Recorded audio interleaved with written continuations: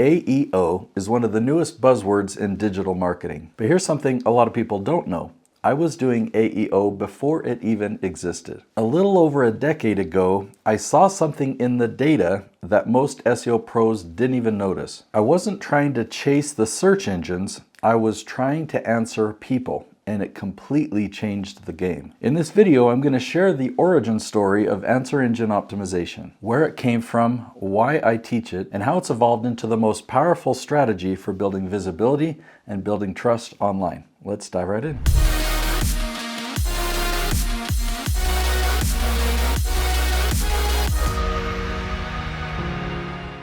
So let's rewind back to 2013, the moment that changed everything. So I was looking at some data. We had a web page ranking #1 on Google, and I was looking at the number of visitors to that page, but then I noticed something. The YouTube video we had on that page, over on YouTube, it was getting 50 times more views than the number of visitors to this page. It caught me by surprise, and I wondered if it were just a fluke. I wondered how it happened.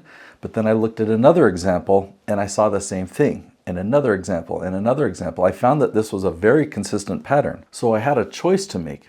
Did I want to continue doing this same strategy of search engine optimization that admittedly seemed to be getting harder and harder? It was declining. Or did I want to pivot and focus on these new findings? The way that I looked at it is, why fight to do all this work to get a page ranking on Google, or I could take this one simple step and get way more views, way more results from less effort. By 2015, I had completely shut down my search engine optimization service. Since my discovery, it had continued to decrease. It was harder and harder. It was less and less effective. So in my mind, search engine optimization that we did in the past, it died in 2015. Now, what tactics died? I mean, what tactics did we do that do not work at all today? So things like backlinks. You're still hearing people talk about backlinks today, where you can have another website linking to your site, and that sends link juice, or it sends authority to your website. Backlinks don't matter anymore. In fact, back then, they mattered so much that we would create fake websites to link to your main one. And we would create more fake websites to link to those, to give those authority to then send to your main site. We would create link wheels and blog farms and article marketing, all to link back to your site. Then on your website itself, you had to pay a lot of attention to metadata and add in the tags.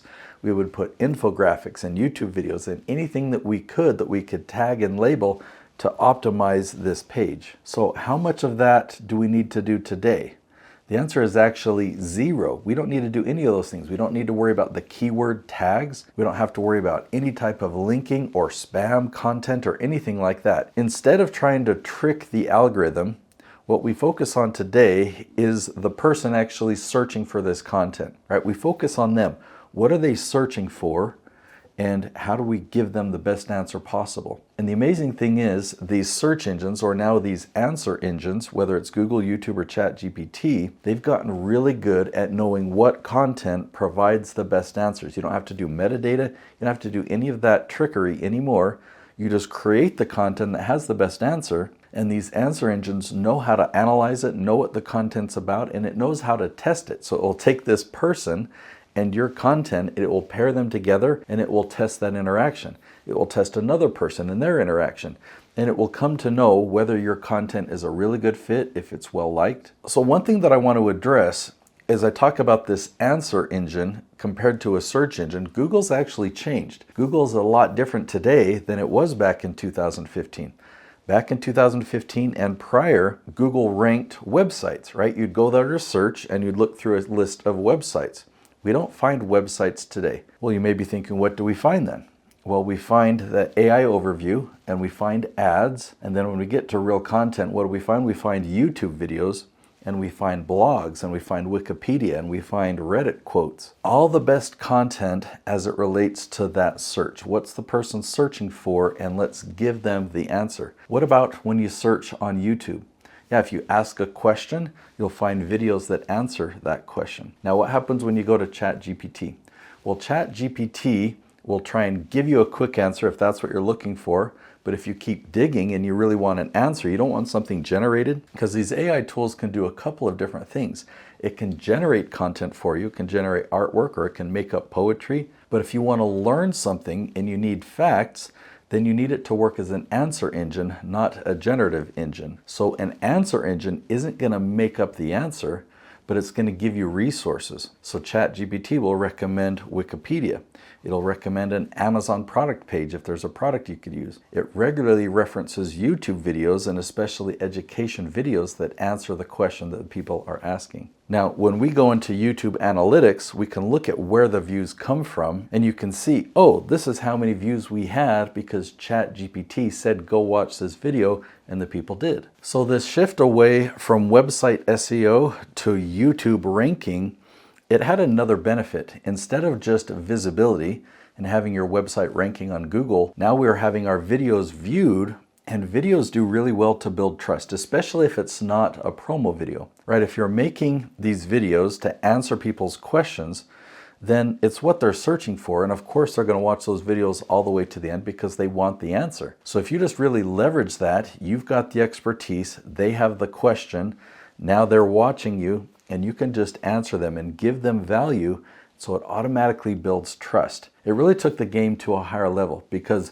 beyond just marketing, this was relationship building. When we generate leads this way, it was like we had gotten a referral. So in the last couple of years, the industry has started to come up with several names. They come up with generative engine optimization and answer engine optimization. I love the term answer engine optimization. It totally makes sense. It encapsulates what I've been trying to teach for over a decade now, that it's no longer about ranking in the search engine, but creating the answers to people's questions. And Google has turned from a search engine to an answer engine. YouTube's definitely an answer engine. And when used correctly, these AI tools are wonderful answer engines. And I'm really happy that the industry is latching hold of that, and they're giving it a name. So for years, I've called my strategy the Leaf Strategy. The Leaf Strategy is AEO. That name just hadn't been created yet. Now, so that you're clear on the difference between AEO and GEO, which is generative engine optimization. If you think about this AI tool generating content, it takes a lot of different ideas and kind of makes it its own. That can be really helpful when you need it to be creative. It can really help in creativity. I love using it for that. But when I'm doing research and I need the facts, GEO can be a big problem, and I'll give you an example. So the other day I was doing some personal research. I was studying religion, and I was asking some questions, and I wanted to get quotes from religious leaders on this topic. Have there been any people who have talked on this subject? And ChatGPT gave me a quote from Gordon B. Hinckley, and I thought, that's an interesting quote. I'd like to read that talk. So I asked ChatGPT to give me the reference. I looked up the reference, and there was actually not a talk with that name. So I went back and forth with ChatGPT trying to figure this out, to try and find that quote. It never crossed my mind that ChatGPT made it up, because it put it in quotes and it said this is a quote by Gordon B. Hinckley. Come to find out, that was not a quote from anyone, let alone Gordon B. Hinckley. ChatGPT had just completely made it up.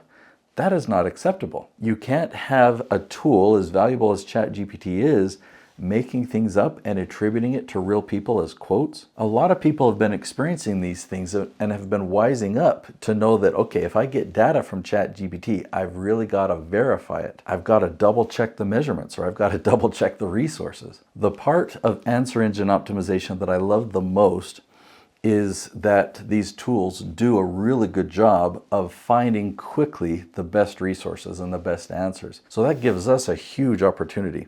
This is an opportunity that I discovered back in 2013, where we could get more views on the YouTube answer engine than on Google. Well, as we refine that strategy, our videos were ranking at the top of YouTube search and now at the top of Google search. And guess what? Videos that we filmed a decade ago are now being suggested on ChatGPT. So we were following answer engine optimization clear back then because we are focusing on the person that is asking the question. We're focusing on the real human, not trying to trick the algorithm. Now, I work in the world of authority marketing, where people really want to be seen as the expert to the people that really need them.